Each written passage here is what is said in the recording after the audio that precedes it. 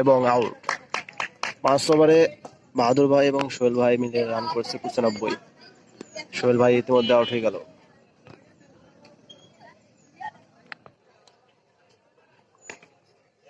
ও catch ছিল, ক্যাচটি ধরতে পারলো না।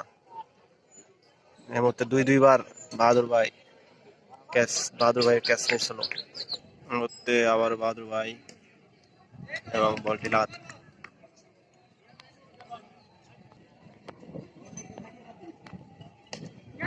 এবং আবার একটা কট, ধরতে পারলো না।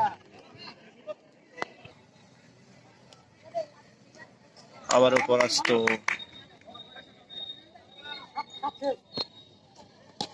এবং ইজি ক্যাচ এবং উইকেটের পতন। বাহাদুর ভাই ইতিমধ্যে আউট হয়ে গেলেন।